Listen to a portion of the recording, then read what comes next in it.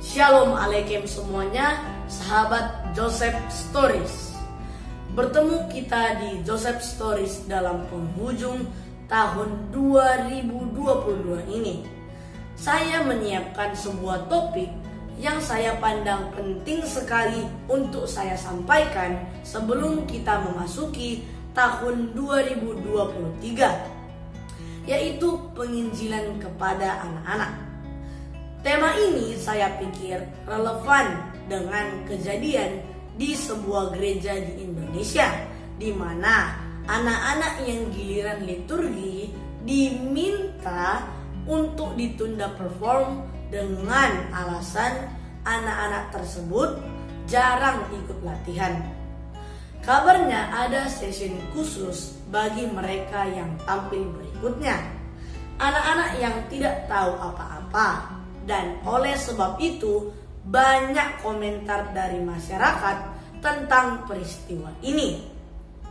Saya melihat kerinduan anak-anak yang mau liturgi itu mirip dengan kisah di dalam kitab suci, di mana beberapa anak-anak ingin mendekat kepada Yesus, namun murid-murid Yesus menghalangi anak-anak yang ingin mendekati Yesus tersebut. Namun, Yesus justru memberi ruang kepada anak-anak itu untuk mendekat kepadanya. Nah, berkaitan dengan itu, bagaimana seharusnya kita, manusia ciptaan baru, memperlakukan anak-anak kita dalam konteks kekristenan, dalam konteks membangun imannya?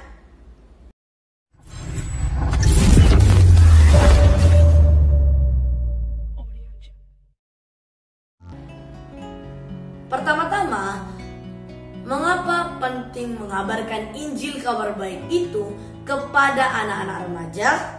Jawabannya, karena mereka akan mati suatu saat nanti, sama seperti golongan umur yang lebih tua. Jadi, harus mengabarkan kabar baik sesegera mungkin. Setelah mati hanya ada dua tempat akhir, yakni surga dan neraka. Yang tidak percaya penebusan Kristus akan masuk neraka, sedangkan yang percaya akan masuk surga. Oleh karena itu, mari kita pastikan mereka percaya kabar baik itu. Saya akan fokus untuk anak remaja awal usia 12-an tahun sampai tahap anak-anak yang akan memasuki penebuhan sidi, memenangkan dan membawa jiwa anak-anak bagi Tuhan kita. Oke, kawan-kawan anak sekolah minggu, dengarkan firman Tuhan berikut. Simak dan simpanlah di dalam hatimu. Sekarang buka Alkitabmu pada buku. Yang pertama, Matius 19 ayat 14 King James. Demikianlah firman Tuhan. Tetapi Yesus berkata, biarkanlah anak-anak itu, janganlah melarang mereka datang kepadaku, sebab yang seperti demikianlah kerajaan sorga itu. Kristus ingin anak-anak untuk datang kepadanya.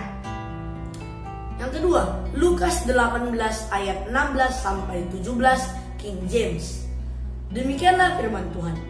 Tetapi Yesus memanggil mereka kepadanya dan berkata, biarkanlah anak-anak datang kepadaku dan jangan menghalang-halangi mereka, sebab seperti demikianlah yang memiliki kerajaan Elohim. Sesungguhnya aku berkata kepadamu, barang siapa tidak menyambut kerajaan Elohim seperti seorang anak kecil, sekali-kali tidak akan masuk ke dalamnya. Di ayat ini lebih tegas dikatakan.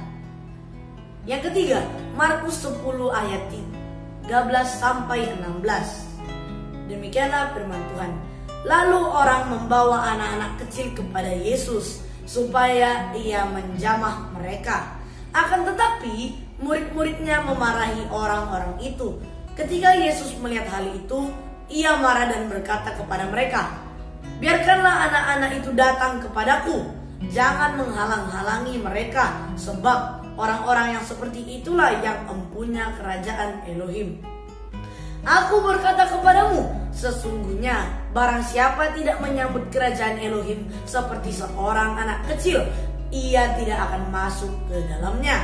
Lalu ia memeluk anak-anak itu dan sambil meletakkan tangannya atas mereka, ia memberkati mereka.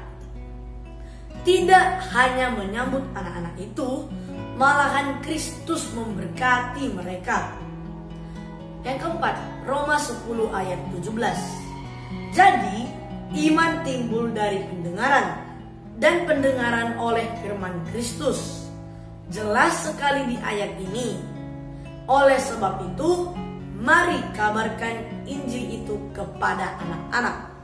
Sambutlah mereka bila mereka ternyata mempunyai kerinduan untuk terlibat dalam acara gereja.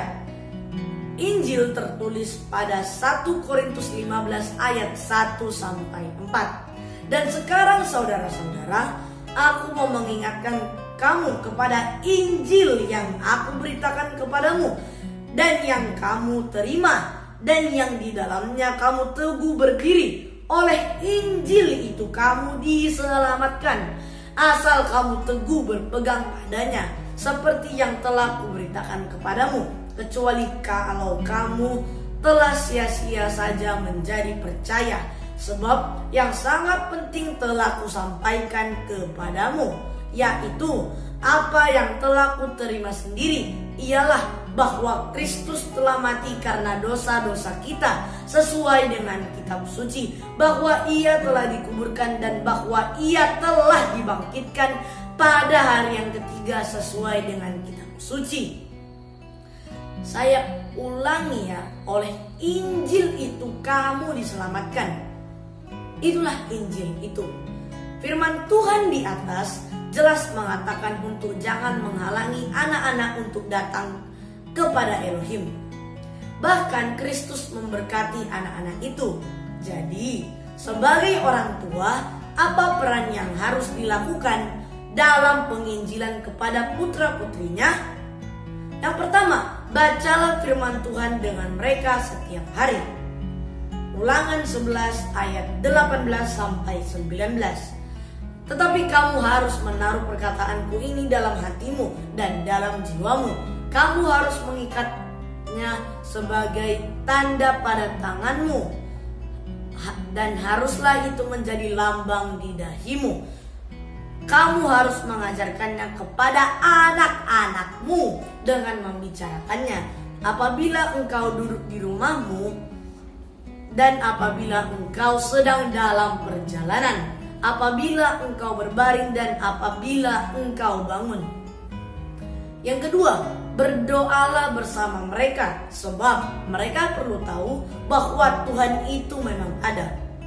Yang ketiga, ajar mereka untuk mengingat firman Tuhan. Mazmur 119 ayat 11. Dalam hatiku aku menyimpan janjimu, supaya aku jangan berdosa terhadap engkau. Yang keempat, latih mereka hidup dalam jalan Tuhan. Amsal 22 ayat 7. Didiklah orang muda menurut jalan yang patut baginya, maka pada masa tuanya pun ia tidak akan menyimpang daripada jalan itu. Yang kelima, kabarkan Injil kepada mereka, yaitu 1 Korintus 15 ayat 1-4. Ayat yang sama seperti yang saya bacakan tadi. Pertemuan kita kali ini akan saya akhiri dengan membaca 2 Timotius 3 ayat 15-16. Demikianlah firman Tuhan. Ingatlah juga bahwa dari kecil engkau sudah mengenal kitab suci yang dapat memberi hikmat kepadamu dan menuntun engkau kepada keselamatan oleh iman kepada Kristus Yesus. Segala tulisan yang diilhamkan Elohim memang bermanfaat untuk mengajar, untuk menyatakan kesalahan, untuk memperbaiki kelakuan, dan untuk mendidik orang dalam kebenaran. Mari terus dalam Kristus. Haleluya.